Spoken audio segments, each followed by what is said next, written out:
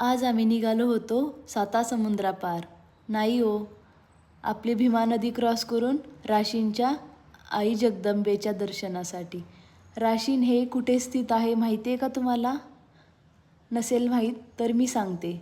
राशीन हे महाराष्ट्रातील अहिल्यानगर जिल्ह्यातील कर्जत तालुक्यातील एक प्रसिद्ध आणि ऐतिहासिक आणि त्याला धार्मिक असा वारसा लाभलेले गाव आहे.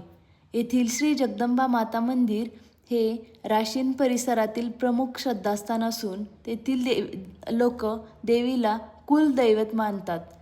माझ्या माहेरचं कुलदैवत पण राशींची आई जगदंबाच आहे.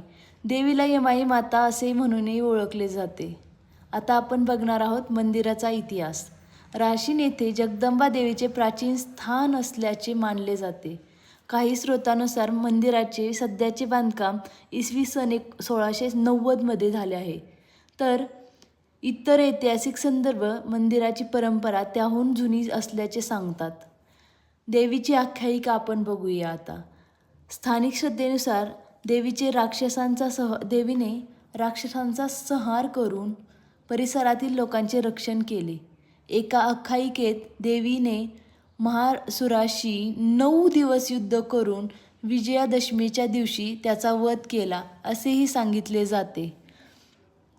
त्यामुळे दसरा आणि तिथे सेलिब्रेट केले जाणारे पालखीचा उत्सव हा देवीचा रथ किंवा देवीची पालखी उत्सव विशेषतः प्रसिद्ध आहे.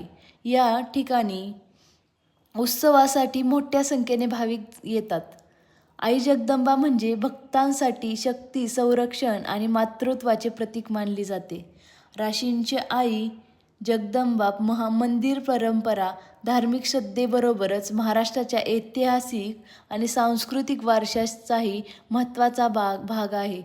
तुम्हाला जर राशींची आई याबद्दल माहीत नसेल किंवा राशीन कुठे आहे ते माहीत नसेल तर नक्की एकदा राशीन